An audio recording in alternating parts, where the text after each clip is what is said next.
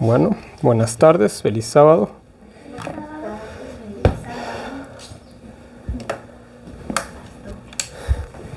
Bueno, vamos a tener dos temas. El primero, el que tenemos en el pizarrón, que es la caída de las dos Babilonias. Y después vamos a ver un tema similar, que es, déjenme sacar el título, los dos vinos y el alcohol. Básicamente son lo mismo. Y para la otra semana, déjenme ver. Oh, sí.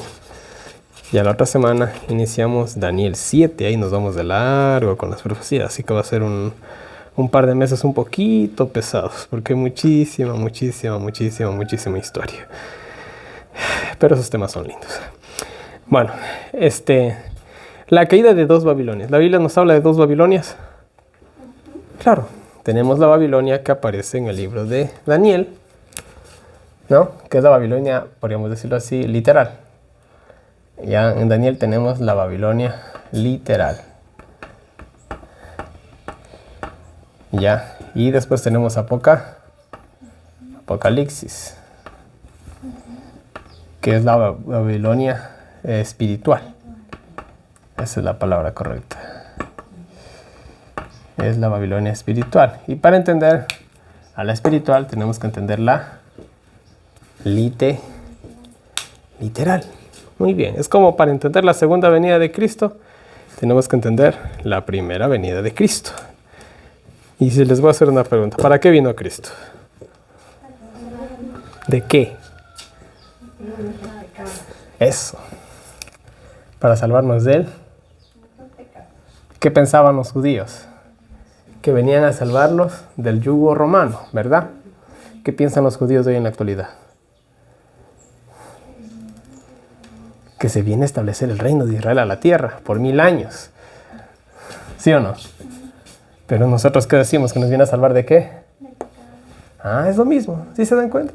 Es el mismo chiste contado con 2000 años de diferencia. Es lo mismo, ¿ya? Y disculpen lo que voy a decir, ¿no?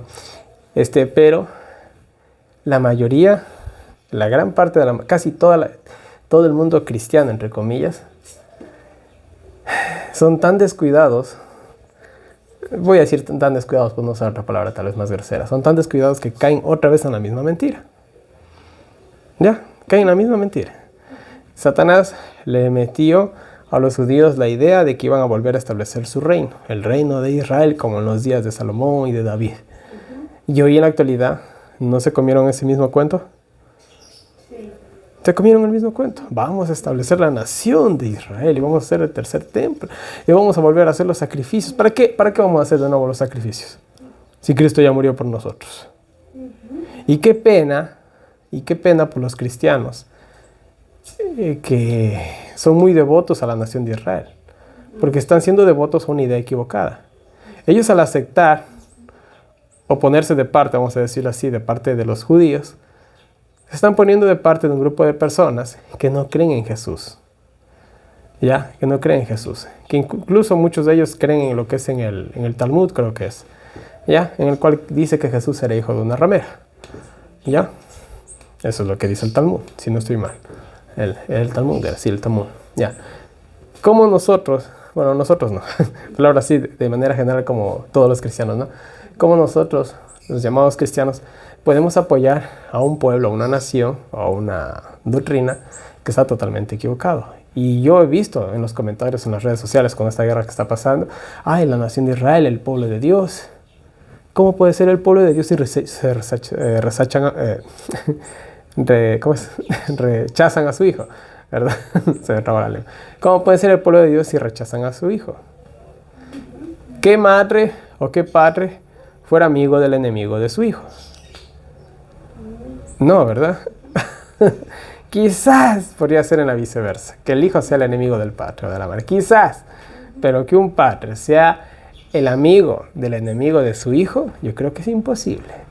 Es imposible, ¿ya? Entonces, es para pensar, ¿no? Es lo mismo. Miren, por eso yo siempre digo, Dios, o sea, no hay nada nuevo debajo del sol, ya lo dijo el salmista, ya lo dijo Salomón. Entonces Dios siempre repite lo mismo para que nosotros entendamos. Y es por eso que es tan necesario el libro de de Daniel, que muchos incluso le dan ya por desecho y por cumplido, e incluso. ¿Ya? Entonces, vemos que hay dos Babi, y lo mismo que le pasó a la Babilonia literal, es lo que le va a pasar a la Babilonia simbólica. ¿Ya? Mira, les voy a leer Salmos capítulo 137 y versículo 1. Dice la palabra de Dios: junto a los ríos de Babilonia, allí nos sentábamos y aún llorábamos, acordándonos de Sión. Salmos 137, 1. Este es un salmos que se compuso cuando los judíos estaban ¿en dónde? En Babilonia, repito. Junto a los ríos de Babilonia. ¿Dónde estaban? En Babilonia. Allí nos sentamos y aún llorábamos, acordándonos de Sión. ¡Qué triste! ¿Ya? Imagínense ustedes, imaginémonos nosotros, que a nosotros nos cogieran y nos llevaran a un país lejos, un país lejano. Así es un país del primer mundo. Ya, así es un país del primer mundo. ¿Ustedes no extrañarían su tierra? Aquí que nosotros cogemos la comida del árbol, básicamente. Aquí que la comida es barata. Aquí que está nuestra cultura, está nuestra gastronomía, está nuestra gente, nuestro clima. Ya, aquí que nadie nos discrimina ni nada por el estilo. ¿No extrañaríamos a nosotros acaso nuestro país? Claro que lo extrañaríamos, nuestra gente, nuestros familiares. Ya, nuestra identidad como ecuatorianos, ¿no? Y yo sé que cada persona de cada país ama su país. Y para cada persona de cada país, su país es el mejor país del mundo. Y está bien, ¿ya? Esa es nuestra identidad. Entonces, mire, qué triste habrá sido para ellos. Pero ¿por qué el pueblo de Israel terminó en Babilonia? Por desobediencia. Por desobediencia. ¿Por qué el mundo cristiano está como está? Por desobediencia. Así de simple. Dios, esto es un tema larguísimo, pero hay dos más, es un breve comentario, ¿no? Dios nos ha dicho a nosotros, hagan esto, hagan aquello, hagan lo otro. ¿Y qué hacemos nosotros? Hablemos de nosotros los cristianos, olvidémonos del mundano, olvidémonos. Ellos son más justificados que nosotros. ¿Ya? Pero a nosotros Dios nos ha dado cláusulas claritas. No hagan esto. ¿Y qué está haciendo el ser humano? Todo lo contrario. ¿Qué le dice Dios a los cristianos? No hagan esto. ¿Y qué hacen? Todo lo contrario. Y ahorita, cuando lleguemos al corno pequeño ya van a ver. ¿Ya? Entonces, ¿por qué ellos fueron a Babilonia? Por desobediencia. ¿Por qué el mundo cristiano está en Babilonia? Cuando ya hemos de llegar a Apocalipsis 17, ¿no? Pero la mayoría del mundo cristiano, y voy a hablar de la iglesia adventista también, están corriendo el riesgo de ser una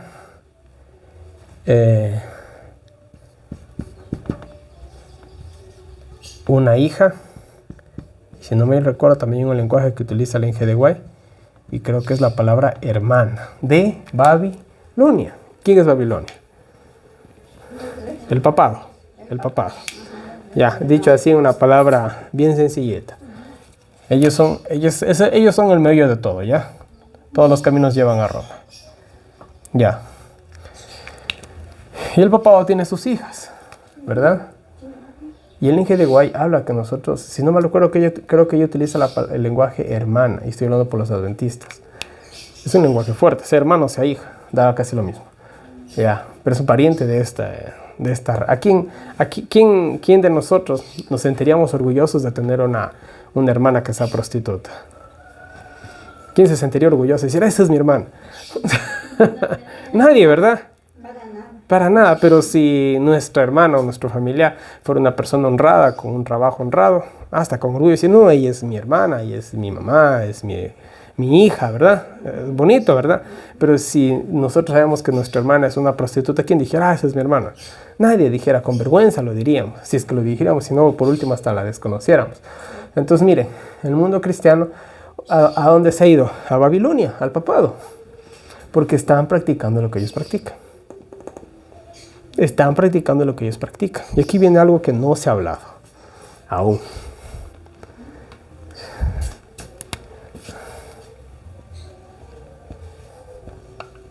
¿Cuántas iglesias, cuántas religiones estarán metidos en la Agenda 2030?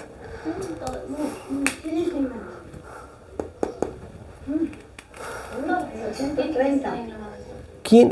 Es algo que no se ha hablado. Yo no he visto un solo video en internet hasta ahorita de esto. Pero yo hago la pregunta. Y tenemos que hacer algún rato un estudio de la Agenda 2030, que yo alguna vez ya lo hice en internet, brevemente. Estas cláusulas que pone la Agenda 2030, ¿cuántas religiones lo están practicando? Y una de esas cláusulas, obviamente, yo sé que tal vez están cansados de escuchar este tema, pero es sumamente importante porque es una cuestión de adoración. Parte de esta cláusula es el día domingo. Los sábados verdes, o el día verde, como lo iban a llamar, o lo están llamando de hecho ya. Descansar un día a la semana por el medio ambiente. Pero después, esto va a ser una cuestión de fe, una cuestión religiosa. Y ahí viene el problema. Y ahí vamos a lo mismo que pasó en la época de Daniel. ¿Qué pasó con Daniel? Se hizo una imagen de oro, ¿verdad? Y todos tenían que adorarla. ¿Y eso no dice Apocalipsis 13? El que no adora la imagen de la bestia, que eso es un simbolismo, ya vamos a analizar bien a fondo eso. Pero primero tenemos que entender el pasado. Ya, el que no adora la imagen de la bestia, pena de muerte. Y Apocalipsis 13 es una cuestión de adoración. Y en el libro de Daniel también es una cuestión de adoración. Todo se trata de eso, del bien y del mal. ¿Qué está detrás de todo esto? Está Satanás, el anticristo. El reino de Satanás aquí en la tierra. Y cuando nosotros vamos a Apocalipsis, vemos que el dragón le da todo su poder a la imagen de la bestia. Pero bueno, eso ya son para temas futuros. Solamente les abro el apetito nomás. Solo para que vayamos entendiendo a dónde va todo esto. Entonces vamos de nuevo. La caída de las dos dos Babilonias caen. En Daniel cae la Babilonia, lo vimos la semana pasada, ¿verdad? Ya, cayó. En Apocalipsis 17, 18 nos habla de la caída de Babilonia también. También cayó. Muy bien, estamos bien entonces, ¿no? Miren, el profeta Daniel, además de ser profeta, él era un fiel estudiante de las profecías. Ahora, yo siempre hago esta pregunta, ¿para qué nos sirven las profecías? Para saber dónde estamos parados. Las profecías son el mapa de la Biblia. ¿Ya? El Martín Lutero, él creía en su época, y eso les compartí alguna vez, que él creía que Cristo iba a venir dentro de 300 años. Y aún así trabajó, y muy duro, hasta el cansancio, ¿no? ¿Por qué creyó él eso? Más que seguro yo estoy más que seguro que se topó con la profecía de las 2300 tardes y mañanas, que más o menos llevaba al año 1800, ¿ya? Ahora nosotros, ¿en qué época de la historia estamos? Si nosotros nos ponemos aquí viendo la imagen del sueño de Nabucodonosor, ¿en qué parte nosotros estamos? ¿En la cabeza? ¿En los brazos? ¿En el vientre? ¿En las piernas? ¿En los pies? Yo diría que en las uñas. Estamos en las uñas. Básicamente estamos en el fin de la historia. Y eso ya lo vamos a ver más adelantito cuando llegamos a Daniel 7. Nosotros estamos en el fin de la historia. Ahora miren, solo por ponerles algo así bien rapidito. ¿Cuál es la profecía más larga de la Biblia? Hay dos posturas. Muchos dicen que la profecía más larga de la Biblia es la profecía de las 2300 tardes y mañanas. Y bueno, claro, sí, básicamente es la profecía más larga de la Biblia. Es el periodo de tiempo más extendido que se encuentra en toda la Biblia. Las 2300 tardes y mañanas son los 2300 años, que es básicamente lo mismo. Pero hay una profecía que está implícita en todita la Biblia, desde el Génesis hasta Apocalipsis.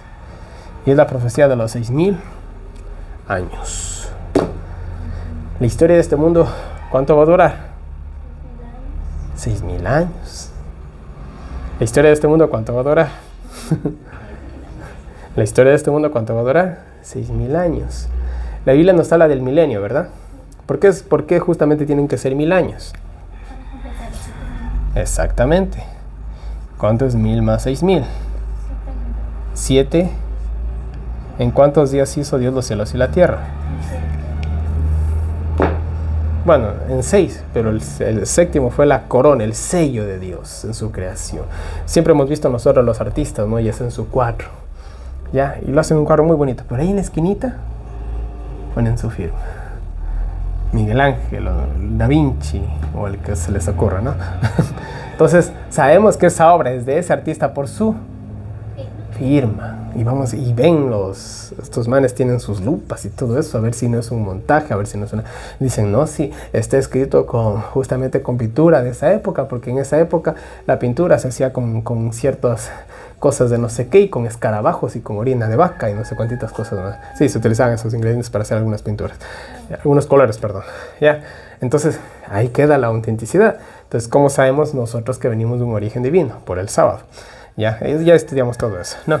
Entonces, 6.000 más 1.000, 7. ¿Cuándo se cumplen los 6.000 años? Es bien difícil saberlo. Es bien difícil saberlo, pero, aquí yo voy a poner un pero bien grande y sé que algunas personas que ven este video tal vez me van a hablar. Pero hay una probabilidad, o bueno, se dice, mejor dicho, se dice que esto puede estar cumpliéndose en el año 2031. Ahora, yo no soy de los que pone fechas, sinceramente. No soy de poner fechas, ¿ya? Porque nadie sabe ni el día ni la hora. Y aunque hay personas que pueden explicar muy bien ese pasaje bíblico y sí se puede dar una explicación bastante razonable para poder justificar esto, aún así, no soy de poner fechas. Pero es interesante que más o menos los cálculos salen en este año. Y también tenemos la Agenda 2030 para el año 2030. Ellos quieren tener un gobierno perfecto, faltando un año para esto. Es interesante. En fin, sea por donde sea, nosotros vemos que nos queda poquísimo tiempo. Hay incluso otros eruditos que no hablan del 2031, sino hablan del 2027. ¿Ya? O sea, estamos hablando de aquí que en 3 años. Para mí es un poco improbable, pero mañana puede pasar algo. Pues por eso digo, o sea, yo no puedo poner una fecha y decir, en este año, yo no puedo hacerlo. Comparto solamente lo que se dice. Ahora, yo no me quedo con ninguna de estas dos fechas. Yo me quedo con la fecha de aquí, la fecha que ha puesto Satanás, ¿ya? Porque él sabe algo. Ya, él puso 2030, no es que crean Satanás ni nada por el estilo, ¿no? Sino que hay que conocer al enemigo. Entonces, en una guerra tú tienes que ver lo que hace el enemigo, ya más de lo que haces tú. Tú mira lo que hace el enemigo. Satanás ha puesto un límite 2030, tal vez ni llegamos este año, no lo sabemos. Quizás pasemos o quizás lleguemos, no sabemos. Pero sea como sea, el tiempo es corto. Entonces, nosotros, vuelvo a lo que decía, en el sentido profético, estamos en el fin. Nadie puede decir, no, es que faltan unos 50 años. Nadie dice eso.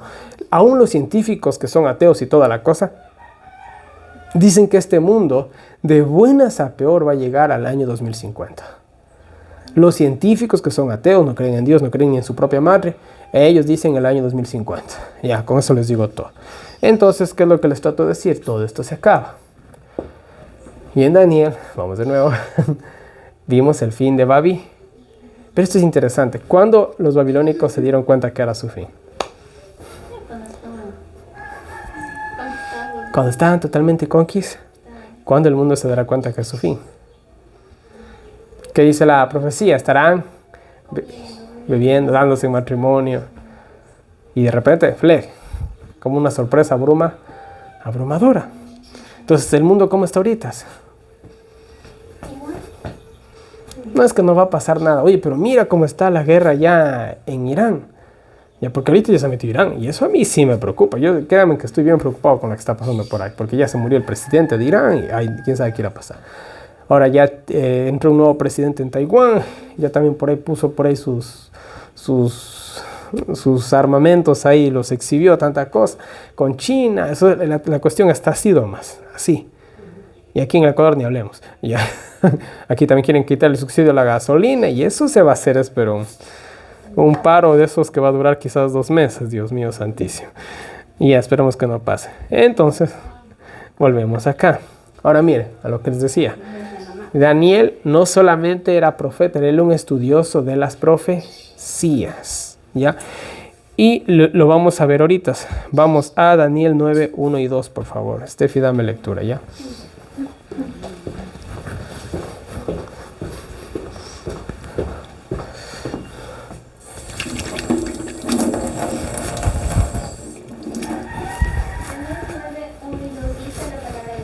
Amén. En el año primero de Darío, hijo de Asuero, de la nación de los Medos, el cual fue puesto por rey sobre el reino de los caldeos. En el año primero de su reinado, yo, Daniel, miré atentamente en los libros el número de los años, del cual habló Jehová al profeta Jeremías, que había de concluir la asolación de Jerusalén en 70 años. Muy bien. ¿Qué dice Daniel? ¿A quién estaba estudiando Daniel? ¿No? ¿Jere? Ah, ¿hace cuánto que ya había muerto Jeremías? Ya habían pasado unos 100 años. Ya. Y dice Daniel que estaba estudiando. Con atención, ¿a quién? Verán que toda la Biblia es profecía. Claro que nosotros siempre nos centramos en Daniel y Apocalipsis. ¿Ya? Y dice Daniel que estaba estudiando ¿a quién? A Jere, el último profeta, el que nos advirtió que iban a venir los babilónicos. Y Daniel tuvo que haberse acordado. Fueron contemporáneos más o menos. Daniel era un niño cuando aún vivía Jeremías. Yo no sé si se conocieron en persona o al menos escuchó hablar de él. ¿Ya? De hecho, en la destrucción de Jerusalén hubieron 3 profetas, pero ya ese es otro tema.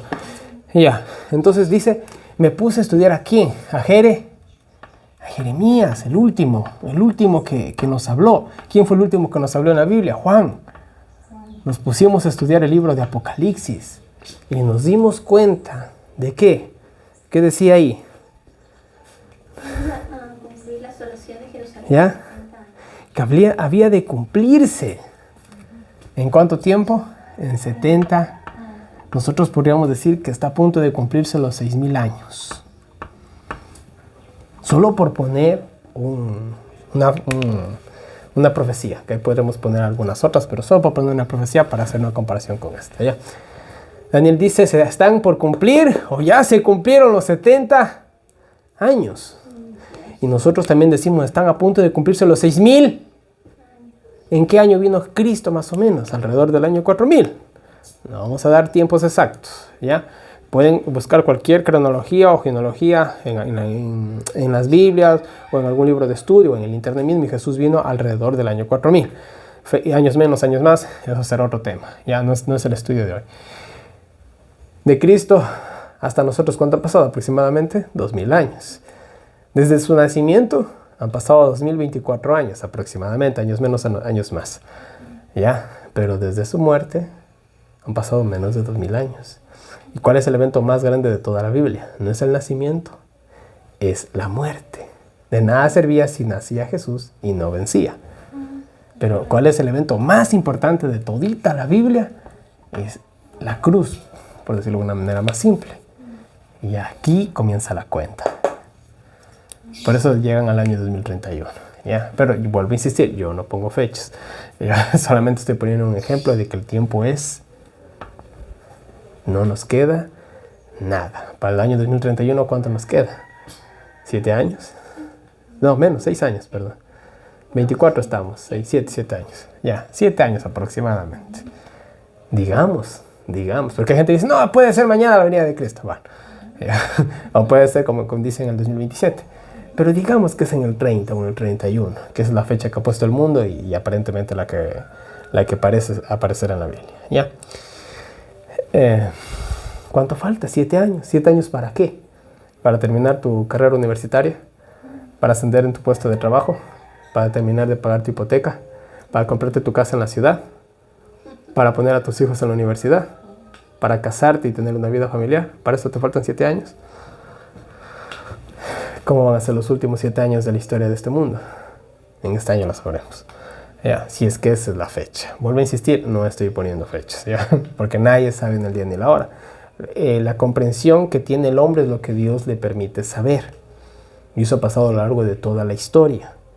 Dios coge y pone su mano, y tú, por más que estudies o lo que sea, tú no vas a ver eso, y hasta ahí llega tu conocimiento. ¿Ya? Y eso fue lo que le pasó justamente a los discípulos. Comieron con él, durmieron con él, vivieron con él, toda la cuestión. Ahí 3 años y medio con ellos y no entendieron que se iba a morir.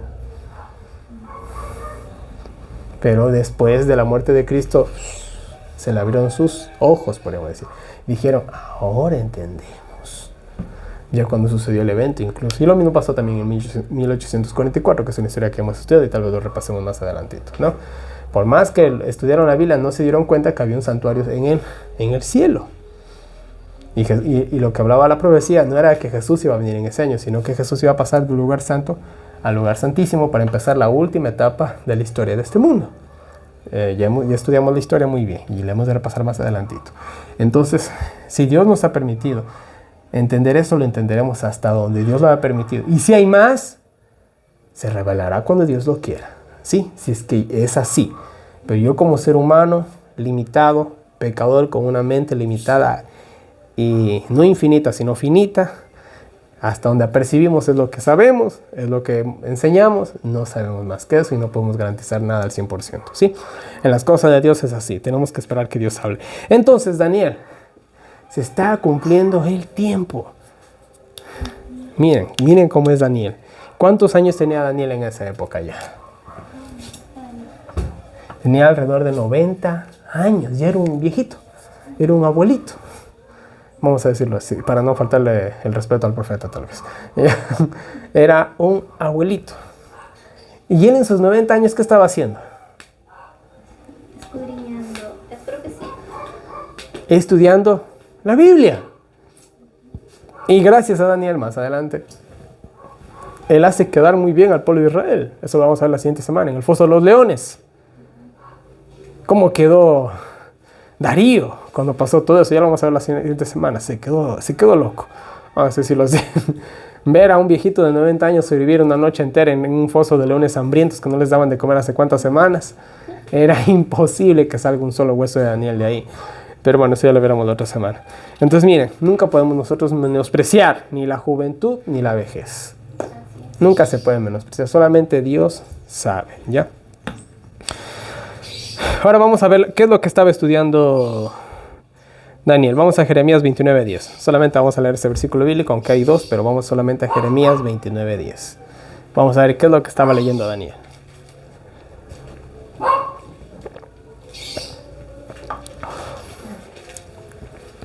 Dice la palabra del Señor. Amén. Porque así dice Jehová, cuando en Babilonia se cumplieren los 70 años, yo os visitaré y cumpliré sobre vosotros mi buena palabra para volveros a este lugar. Amén. ¿Dios dio una profecía de tiempo? ¿Sí? ¿Dios falla con los tiempos? No. Dios no se equivoca ni por un segundo. Peor por un día o por un año. ¿Ya? Y él dijo 70 años. ¿Cuántos años dijo? 70 años. ¿Por qué? ¿Por qué eran 70 años? ¿Por qué era 70 años? Era por el tiempo que ellos no habían hecho descansar a la tierra. Eso lo vemos también en el libro de Jeremías, eso es otro estudio. Dios les había dicho, cada 7 años ustedes tienen que hacer descansar la tierra. Y en cada jubileo, cada 49 años, ellos tenían que coger. ¿Y qué cosa? ¿Qué tenían que hacer con los esclavos? Liberarlos. Y bueno, ya sabemos unas cosas más, cuántas más querían con los jubileos, ¿ya? ¿Y qué hizo el pueblo de Israel? No respetaron. Y dijeron, está bien, ustedes no lo van a cumplir, yo les voy a obligar a cumplirlo. Y la tierra va a descansar por 70 años. Y por 70 años se los llevó cautivos. Si se dan cuenta, Dios no puede ser burlado en ese sentido. Muy bien. Ahora miren.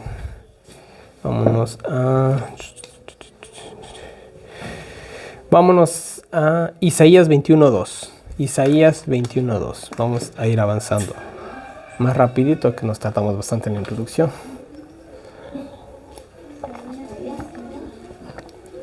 Isaías 21:2. Visión dura me ha sido mostrada. El prevaricador prevarica y el destructor destruye. Sube, oh Elam, sitia, oh Media. Todo su gemido hice cesar. Muy bien. Aquí tenemos la profecía de Media, de los medos, ¿no? O de Media. Ya, y de Elam, que más adelante fue absorbido por los persas.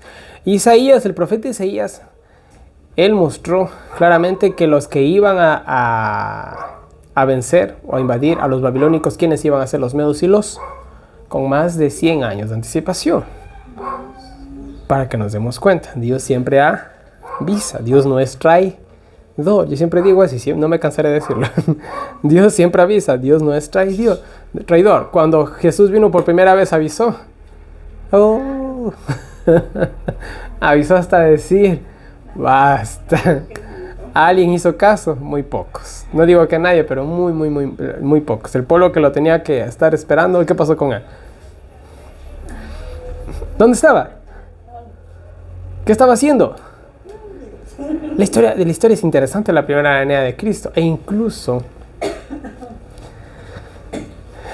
si no mal recuerdo, creo que era Augusto César. Creo que habían ciertas ramas de los judíos que creían que uno de los emperadores romanos era el Mesías incluso.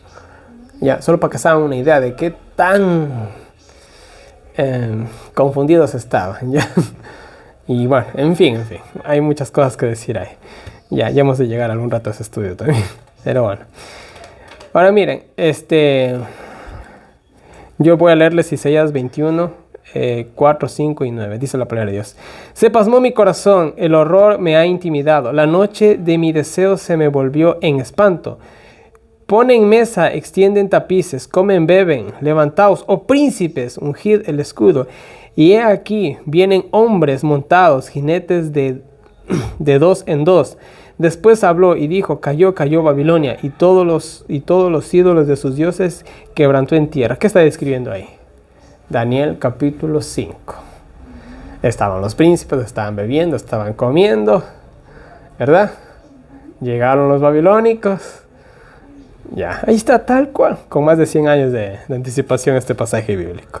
Dios es fiel en lo que Él dice.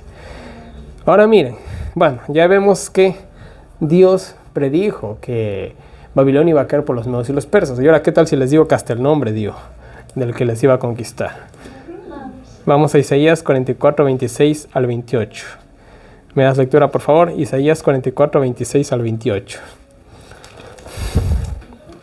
Vamos a ver que hasta el nombre dio para que ni siquiera nos equivoquemos. Dice la palabra del Señor. Amén. Yo, quien confirma la palabra de su siervo y cumple el consejo de sus mensajeros, que dice a Jerusalén, serás habitada, y a las ciudades de Judá, seréis reedificadas, y yo levantaré sus ruinas. Que dice a las profundidades, secaos, y tus ríos haré secar. Que dice de Ciro, él es mi pastor, y cumplirá todo lo que yo quiero. Al decir a Jerusalén, serás edificada, y al templo serán echados tus cimientos. Muy bien, ahí está el nombre. Dice, ¿qué cosa? Ciro es mi pastor. ¿Qué más dice? Cumplirá todo lo que yo quiero. ¿Quiénes fueron los que ayudaron a los judíos a volver a reconstruir el templo? Ahí está el pasaje bíblico. Los medos y los persas. Con más de 100 años de anticipación. Es increíble, Dios hasta el nombre, si se dan cuenta. Es que las profecías de Dios son tan exactas. O sea, todas sus profecías son tan exactas que nosotros, al ver el cumplimiento en el pasado, tenemos toda la seguridad de que se va a cumplir en el futuro. Y yo de manera personal lo he visto. Y ahorita yo les conté alguna vez acerca del año 2021. Y estoy esperando el 2025, el próximo año. Pero este año vamos a terminar muy mal. El próximo año va a ser... Bueno, ahí nomás. Eso será para otra ocasión. Ya, entonces, yo de manera personal he visto ya en este presente. Pero ya ni necesitamos eso, veamos nomás el pasado. Pero a veces nos falta un poquito de fe, ¿no? A veces nos falta ver con nuestros propios ojos. Y si se acuerdan lo que yo les también andaba diciendo, algo va a pasar en septiembre o octubre del 2023. Y pasó la guerra que se desató de Israel con... Ya, no es porque yo sea profeta, por si acaso, es porque la Biblia muestra esas cosas. Y los que nos rompemos la cabeza estudiando, a veces las notamos, o Dios permite que las veamos, mejor dicho, porque uno no tiene sabiduría, es Dios quien la da. Y miren, se cumplió al pie de la letra. Y yo digo ahora, 2025, y van a ver que se va a cumplir al pie de la letra, no porque lo diga yo, sino porque lo dice Dios, ¿no? Muy bien. Entonces vemos que Dios dio hasta el nombre. Describió cómo iba a ser la caída, que iban a estar los príncipes, que iban a estar bebiendo, que iban a estar comiendo y que en ese ratito iban a ponerse apresurados demasiado tarde. Hay teólogos que dicen que estos pasajes se escribieron después, cuando ya aparecieron los reyes y que ¿Ya? no eran profecías. Sí, pero también hay escritos antiguos que demuestran que realmente eso se escribió antes de que aparezcan esos reyes. Y la historia y la arqueología demuestran muchísimas cosas, que así nosotros nos ponemos ahorita a poner tanta evidencia aquí, el tema se hace bastante largo. Claro que hay teólogos que, bueno, digamos que los teólogos tienen razón, pero las demás profecías que hemos estudiado, que se cumplieron miles de años ya después de que la Biblia fue terminada, ¿cómo explicamos eso? Ya, es imposible. Y estoy hablando que el último libro de la Biblia se escribió 100 años después de Cristo.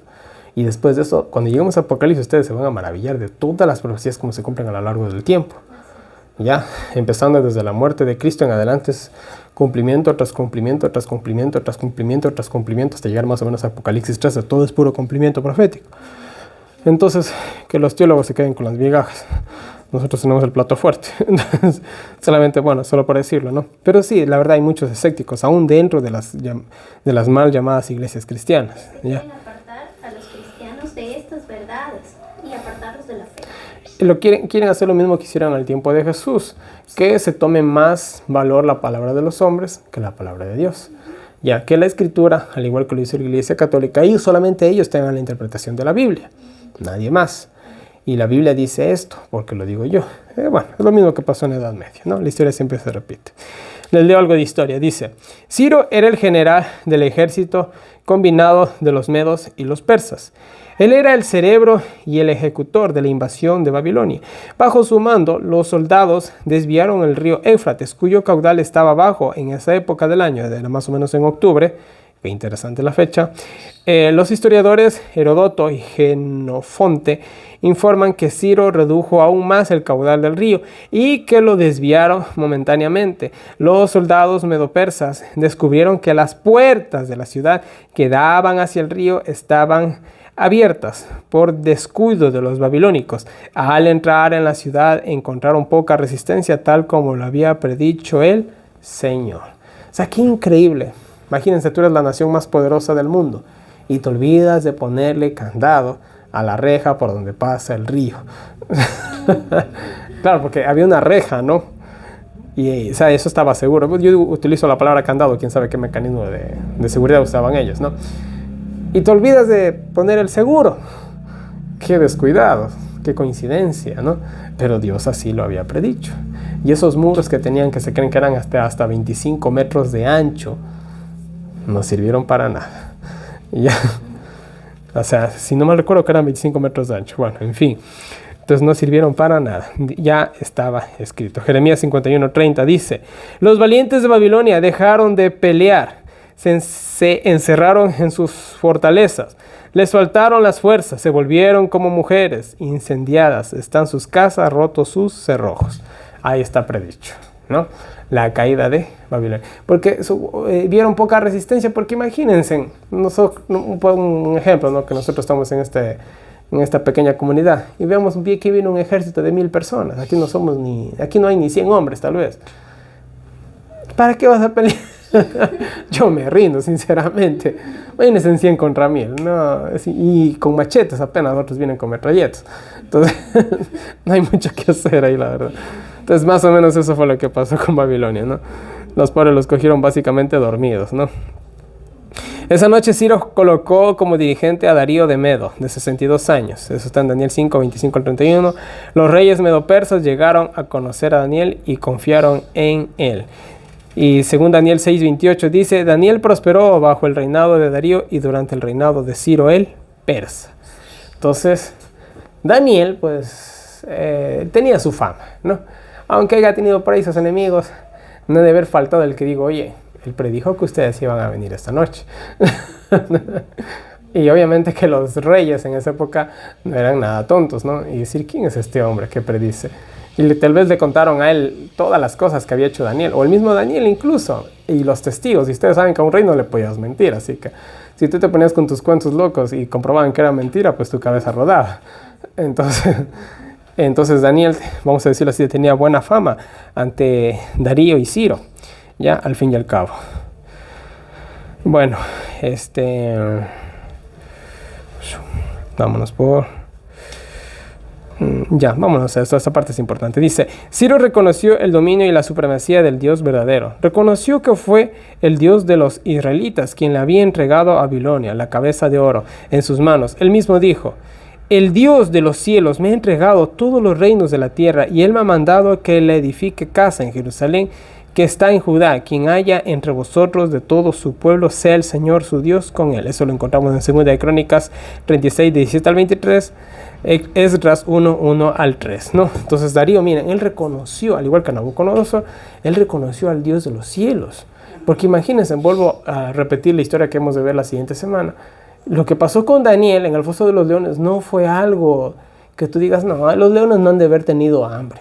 Porque más adelante se enviaron justamente a las personas que conspiraron contra Daniel y dicen que los pobres no llegaron ni a tocar el suelo, porque los leones en el aire los atraparon. Entonces no es que los leones no tenían hambre, ya era que realmente Dios había cerrado la boca de los. Por eso en un lenguaje más que seguro es que bajó un ángel y estuvo con Daniel todo el rato ahí. Y obviamente los leones, acuérdense la historia de Balaam, ¿qué hizo la burrita cuando vio un ángel? No la movieron ni a palos, así, tal cual, literal. Entonces los leones, al ver un ángel, ¿qué cree que hicieron? Hasta el hambre se les fue a los pobres. Ya entonces más que seguro pasó lo mismo. En fin, entonces vemos que Ciro, él reconoció al Dios de Daniel, porque se le había demostrado que era el Dios verdadero, ya, era el Dios verdadero. Y el pueblo de Israel lo hizo muchas veces, incluso también en el Éxodo, con las 10 plagas. Bueno, eso ya creo que lo vimos alguna vez. Ahora miren, vamos a ver un paralelismo muy extraordinario entre las dos Babilonias. La Babilonia literal y la Babilonia simbólica. Y hay unos cuantos pasajes bíblicos, pero les voy a hacer leer solamente un par. Vamos a Jeremías, Steffi, abre Jeremías 51, ¿ya? Y léeme el versículo 13.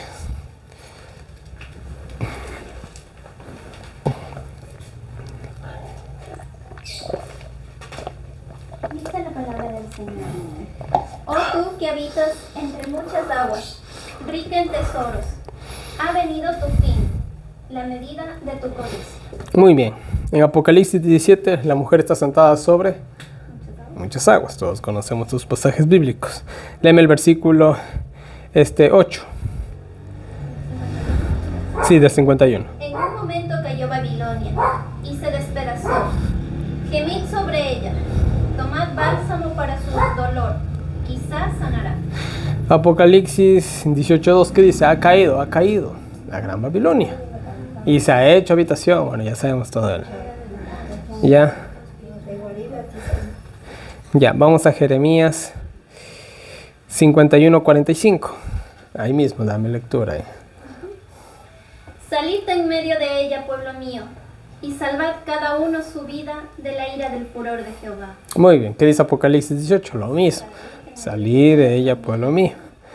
Ya, y el versículo 48. Para terminar, y ahí nomás ya cerramos los pares. Los cielos y la tierra, y todo lo que está en ellos, darán alabanza sobre Babilonia, porque del norte vendrán sobre ella destructores, dice Jehová. Muy bien, y yo les voy a leer Apocalipsis 18. Déjenme buscar que estoy con mi otra Biblia. Aquí está. Ya.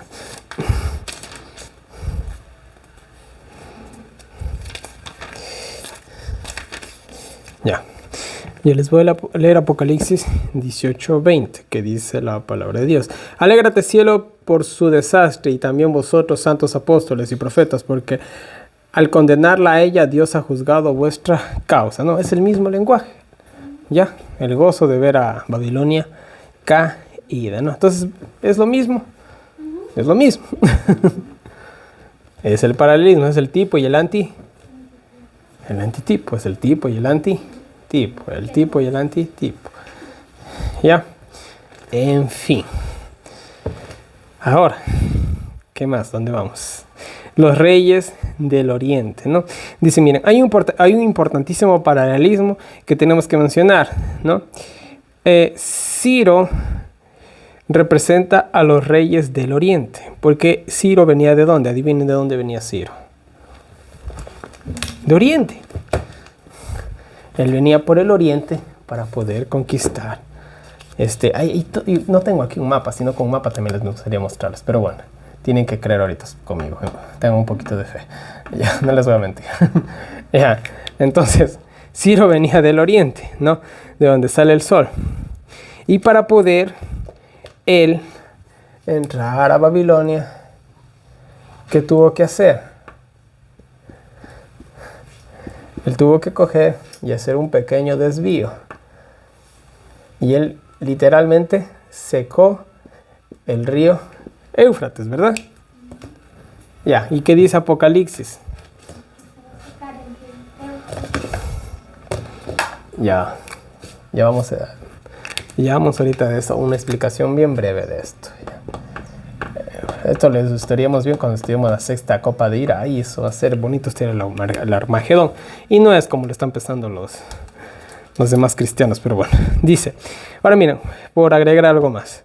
¿En dónde estaba ubicado el jardín del Edén? En Oriente. En Oriente. ¿De dónde viene el sello de Dios, según Apocalipsis 7.2?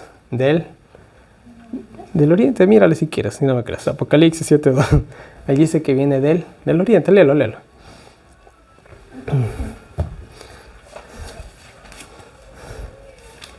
Dice la palabra del Señor. Amén. Y vi otro ángel que subía de donde nace el sol, Ya. teniendo el sello del Dios viviente, y clamó con gran voz a los 4 ángeles, a los cuales era dado hacer daño a la tierra y al mar. Ya, listo. ¿De dónde viene este ángel? De Oriente. Ya, listo. ¿De dónde viene el sello de Dios? Del Oriente. Ya. Los reyes magos, ¿de dónde venían? De Oriente. De Oriente. Ya. ¿El retorno de Jesús de dónde va a venir? Del Oriente. Mateo 24:27, que dice ¿qué cosa? Del Oriente. Si nosotros hablamos en el cielo, dato curioso, y vemos hacia el Oriente, ¿saben qué vemos? Vemos a Orión. ¿Ya? A Orión. Y Orión es muy conocido porque Orión tiene 3 estrellas. El cinturón de Orión. Y aquí en la Tierra, la réplica de estas 3 estrellas son las pirámides. Están alineadas perfectamente con la constelación de Orión. Perfectamente. Sí, las 3 pirámides de Egipto, perfectamente, las 3 pirámides. Perfectamente. Esto es una falsificación del trono de Dios, porque hasta donde se sabe, adivinen dónde está el cielo. ¿En dónde está el cielo? En Orión. Sí, Orión, ahora voy a explicar algo. Son unas superestrellas súper luminosas. No las puedes ver fácilmente. Es como tratar de ver el sol. Es casi imposible ver acá. Ahí se cree que viene. Aquí se cree que está el cielo y de aquí va a venir, de hecho, Jesús en su segunda venida. Y es increíble que el cinturón de Orión se ve desde cualquier punto del planeta Tierra. Desde cualquier parte del planeta Tierra tú puedes ver el cinturón de Orión. Ya, y la venida de Jesús todo ojo lo verá. Ya, entonces Jesús va a venir de Oriente, de Orión, Oriente. Ya, y incluso el N.G. de White, estos palos adventistas, ella habla específicamente que desde Oriente, desde Orión, se va a ver la venida de Jesús como creciendo como la palma de una mano hasta que se vea totalmente. Y fue lo mismo que vio el profeta Elías en el Monte Carmelo, que esa es otra historia. Ya, ahí nomás dejémoslo. Hay muchas cosas que aprender, pero poco a poquito. Ya, entonces miren, ¿de dónde viene la salvación? De Oriente. Cuando Débora hablaba a Dios, dice que ella tenía una hamaca en medio de 2 palmeras hacia al oriente. ¿Dónde está ubicado el pueblo de Israel? En Oriente. Adivinen dónde está la puerta al cielo. En Oriente. ¿Dónde fue que vio Jacob del sueño, de la escalera? Él está viendo una puerta dimensional, usando otro lenguaje más científico. Los ángeles de Dios se teletransportan vamos a decirlo así por una puerta dimensional, estoy usando lenguaje humano, ¿ya? ¿Quién sabe cómo se describen las cosas divinas? ¿Ya?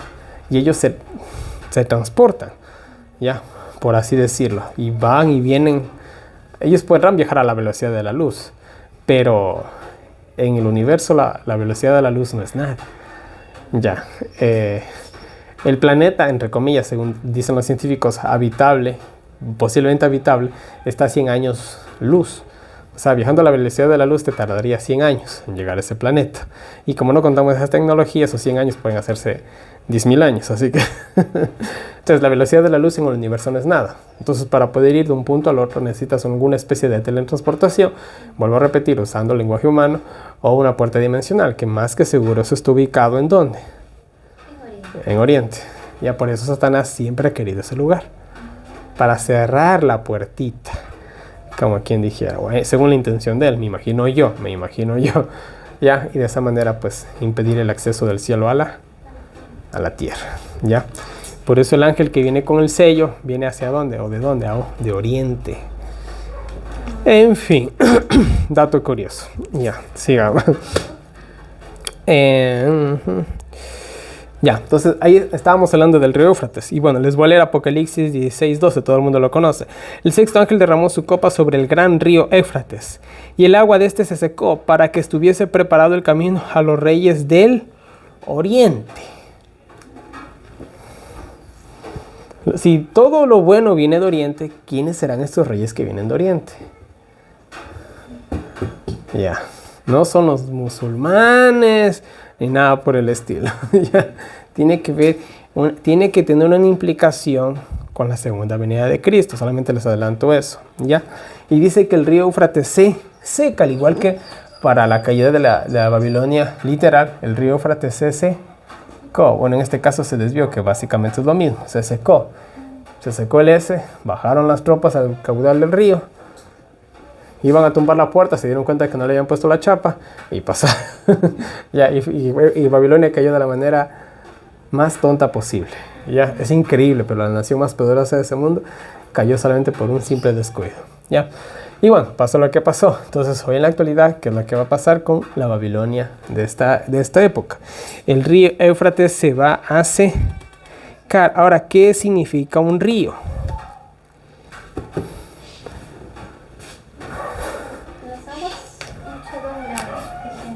¿Sí? ¿Qué eso significa? Poder. Yo les dije la semana pasada, fue hace un par de semanas, ¿qué pasaría si en esta comunidad se acabara el agua? Esta comunidad queda desolada y hay muchos lugares en el mundo que, vamos a poner un ejemplo bien práctico, África. ¿Por qué África es uno de los países más secos del mundo?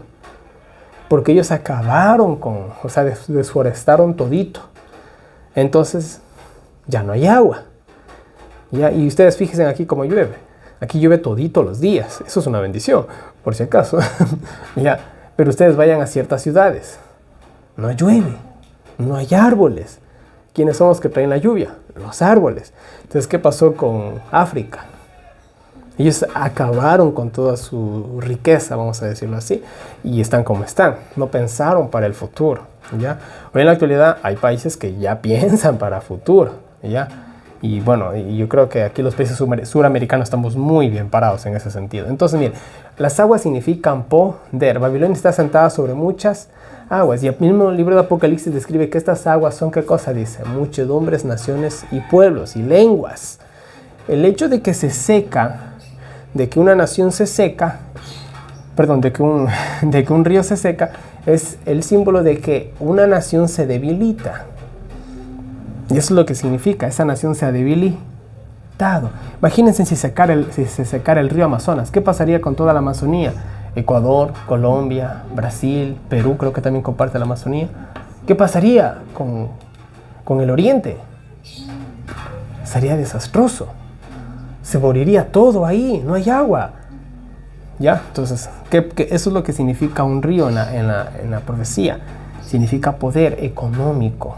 ¿Ya? Y el hecho de que se seque significa que esa nación o esas naciones que comparten este río, que eso también es otra cosa que vamos a hablar en la sexta copadira, se han debilitado. Entonces esa nación desaparece. Entonces el hecho de que el Éufrates se seca significa que Babilonia se ha debilitado. Y quien se está fortaleciendo es Jesús, que está a punto de venir. ¿Por qué? Esto es muy fácil de entender. Estamos hablando de la sexta copa de ira, ¿verdad? ¿Cómo han sido las otras 5 copas de ira? Desastrosas. Úlceras, todo el mundo está lleno de úlceras. Bueno, si alguna vez nos ha salido un granito o nos tuvimos una quemada, o alguna cosa, una ampolla, alguna cosa, ¿ya? Y nosotros estábamos, ay, que no nos aguantábamos ese granito. Imagínense en estar forrado de esos granitos, ¿ya? Uno. Después, ¿qué sucede? El mar se convierte en sangre.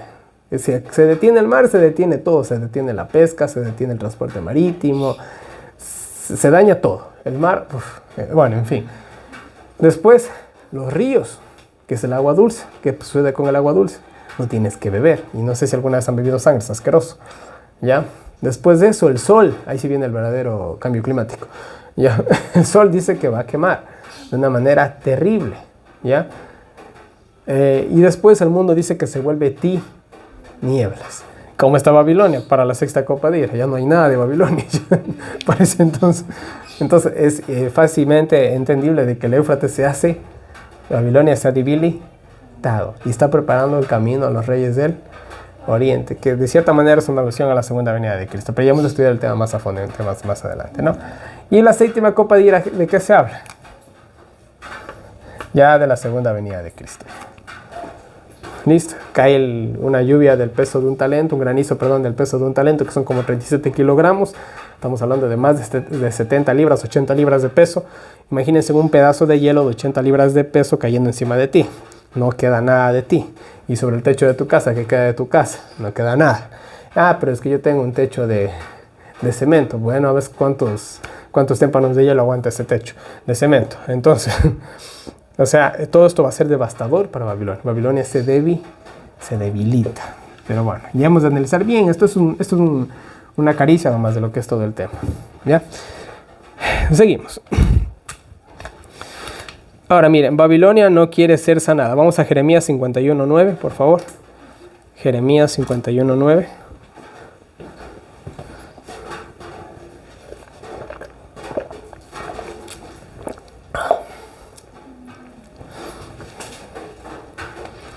Dice la palabra del Señor. Amén. Curamos a Babilonia y no ha sanado. Dejadla y vayamos cada uno a su tierra, porque su juicio ha llegado hasta el cielo y se ha levantado hasta las nubes. Listo, muy bien.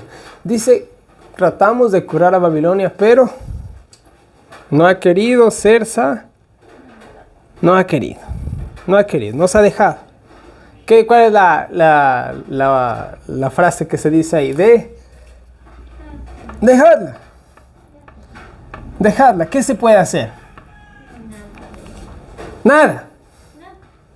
Miren, esto es muy triste lo que les voy a decir, pero pasa en este mundo. Hace un par de semanas me vi una película que se llama Tú siempre serás mi hijo, se llama la película. Y la película, aunque es una película obviamente no cristiana, es muy bonita porque más o menos habla de lo que pasa a los drogadictos, ¿ya? Y ahí se ve el caso de un chico que tiene toda la vida por delante y cae en las drogas, ¿ya? Y en la película se ve cómo específicamente el papá, porque él vivía con el papá, y también en cierta parte la mamá, hacen de todo por rehabilitarlo. Entonces llega un punto que ya pasan algunos años, unos cuantos pares de años, y una vez más el papá otra vez va a salvarlo, me acuerdo, al chico, y la que es la madrastra del chico, la segunda esposa del papá, le dice, ¿pero qué vas a hacer? Le dice, no puedes hacer nada. Entonces, o sea, la situación fue tan larga que se ve en la película que a la final el papá se rinde. Y ya no hace nada más por el hijo, porque no había nada que hacer. Porque el chico ya no era un joven, ya era un hombre. Porque el chico llega al punto de rehabilitarse, estudiar a la universidad, graduarse a la universidad y vuelve a recaer. Ya, entonces, o sea, ya se hizo de todo. Entonces al final él coge y se rinde. Y a la final en la película se ve que el chico una vez más recae, por ahí pasa un incidente y el papá va una vez más. Y en la película se ve que el papá queda sentado junto al hijo y al hijo se lo ve como que realmente está arrepentido y ahí acaba la película.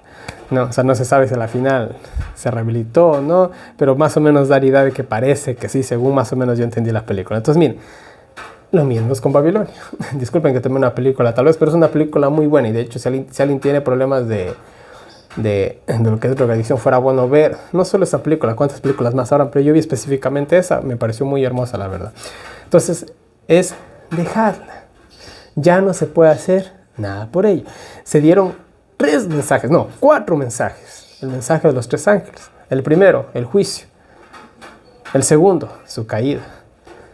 El tercero, el que acepta la marca de la bestia. Y el cuarto, salí de ella. Y si no sales, dejarla. Ahí nomás, y ahí queda. ¿Qué más podemos hacer? Ya les dimos 4 mensajes. ¿Se acuerdan la invitación a las bodas del Cordero? Llamen a los invitados. Fueron los siervos del rey. Nadie quiere venir. ¿Cómo que nadie quiere venir? Nadie quiere venir, rey. Fueron los siervos del rey.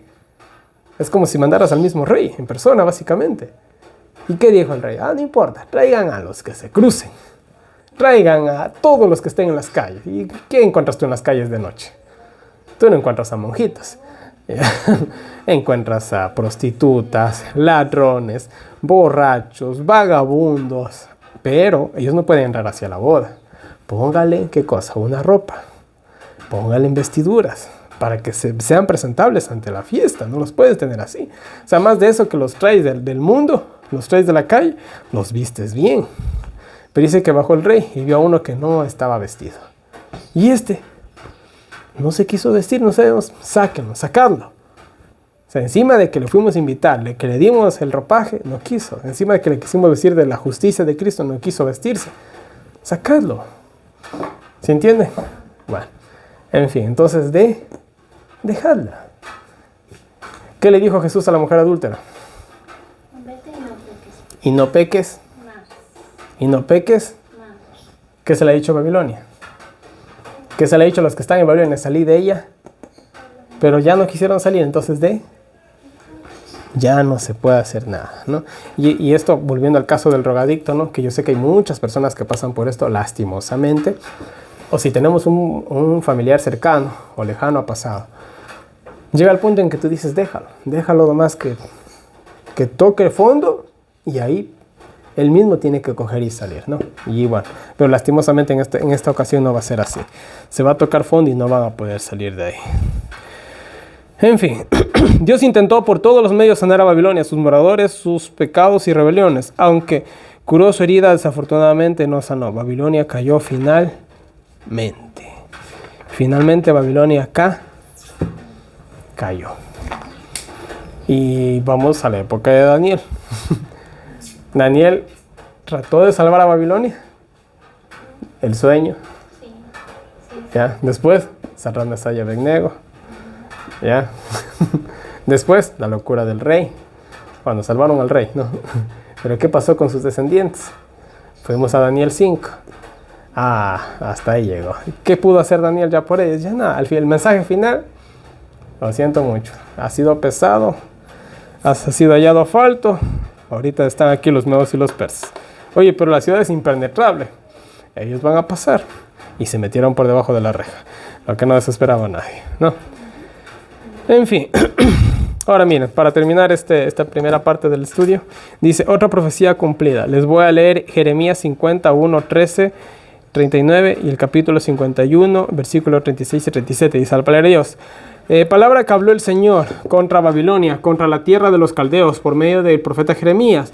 Por la ira del Señor no será habitada, sino será asolada toda ella. Todo hombre que pasare por Babilonia se asombrará y se burlará de sus calamidades. Por tanto, allí morarán fieras del desierto y chacales. Morarán también en ella polluelos de avestruz. Nunca más será poblada ni se habitará por generaciones y generaciones. Y bueno, los teólogos no pueden decir que esto se escribió después, ¿no? Por tanto, así ha dicho el Señor. He aquí que yo juzgo tu causa y haré tu venganza y secaré su mar y haré que su corriente quede seca y será Babilonia montones de ruinas, morada de chacales, espanto y burla sin morador. Y les voy a leer también creo que también es Jeremías o es Isaías. No está aquí la referencia. Bueno, capítulo 13, 19 al 22. Busquen sea en Isaías o en Jeremías, en uno de los libros ha de ser.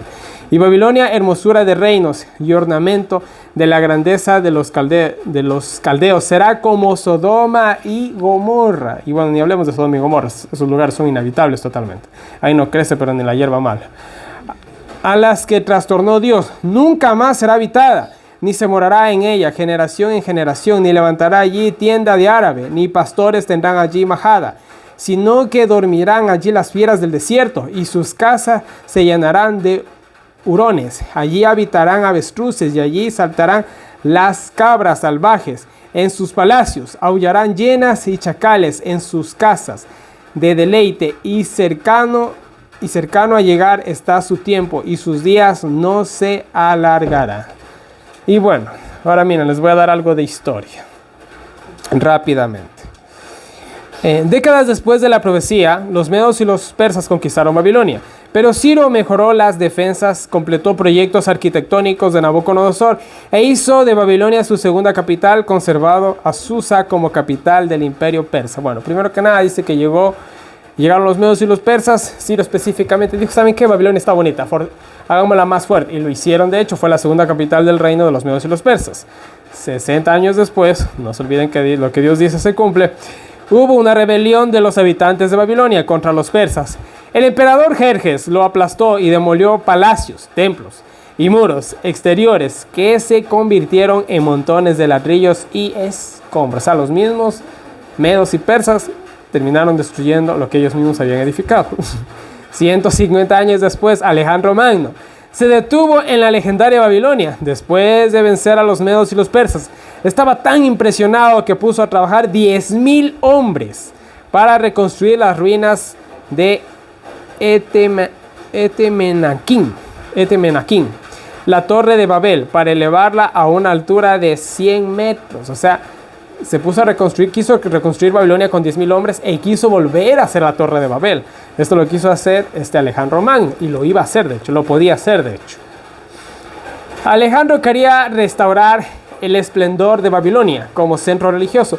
Tuvo planes de convertirla en una base naval. Deseaba que llegue a ser el centro de todo el comercio marítimo con la India para albergar cientos de barcos. O sea, iba a ser un proyecto inmenso, Alejandro Magno. Pero ni siquiera Alejandro, en todo su poder, pudo con la profecía del Señor. Enfermó y murió en Babilonia ese mismo año a los 33 años de edad. O sea, el año que él se propuso hacer eso, ese año se enfermó y murió. Babilonia, vamos a decirlo por solo una palabra, estaba maldita. Y el que tan siquiera se le ocurriera reconstruirla, miren lo que pasaba. Ni Alejandro en todo su poder se pudo escapar, ¿no? Y bueno, la historia después de los griegos, ya sabemos, es bastante larga. Los generales comienzan sus disputas, se dividen el reino como en 10 partes, si no mal recuerdo. A la final quedan solamente 4 partes, y a la final solamente quedan en 2, que son los seleucidas y los ptolomeos, si no mal recuerdo, ¿no? Y bueno, Babilonia, hoy en la actualidad, miren, les leo esto último. La Edad Media dice, muchas represas y canales del sistema de irrigación fueron destruidos. Las aguas de Babilonia se secaron literalmente. Ocurrió lo que Dios predijo con siglos de anticipación. Babilonia en la actualidad es un desierto, donde al menos se sabe que era la ciudad de Babilonia donde se construyó la Torre de Babel. Ahí no habita nadie más que los animales del desierto. Las profecías de Dios son exactas, ¿ya? Y de igual manera hablemos de Sodoma y Gomorra. Lo mismo pasó, ¿no? Son lugares que han sido totalmente desérticos. Y lo que Dios dice se cumplió. Y lo mismo pasó con el templo de Jerusalén. Y tampoco los eruditos pueden refutar esto. Dios dijo que no iba a quedar piedra sobre. ¿Y qué pasó con...? ¿Qué es lo que queda de Jerusalén? No, no es ni eso. ¿Por qué es el muro de Jerusalén? A ver. ¿Qué era uno de los muros del templo? El muro de Jerusalén era como decir que quedó la cerca de aquí de la casa. No quedó nada. O sea, de toda esta casa que estamos aquí nosotros viendo, solamente, imagínense que solamente queda el lindero. Eso es el muro de Jerusalén, es el lindero nomás de lo que alguna vez fue Jerusalén. O sea, no es que es el muro del templo, no, es el linderito nomás. Y es lo único que se ha quedado, supuestamente. Porque yo sinceramente no he investigado eso, pero supuestamente es lo que quedó, que yo ni creo que sea eso, pero bueno, y entonces no quedó nada. Y de verdad, del templo de Salomón y del templo de Herodes, ¿qué quedó? No quedó nada. De hecho, cuando la ciudad ya fue destruida unos cuantos años después, un par de siglos después creo que fue, algunos recordaron que Jerusalén tenía mucho oro. Y adivine qué fueron a hacer. Piedra sobre piedra. A picar, a encontrar oro. Y no quedó, como dijo Jesús, no quedará piedra sobre piedra que no se ha removido. Y aún las piedras que habían por ahí las destruyeron para tratar de sacar oro. No sé si lo consiguieron, pero esa es la historia, ¿no? Entonces, Dios es fiel en sus promesas y este ha sido el tema de la caída de las dos Babilonias. La Babilonia literal cayó, lo sabemos, la Babilonia espiritual va a caer. Va a caer. Y al menos por cómo va yendo la cosa, nosotros sí nos damos cuenta que su caída va a ser 100% segura.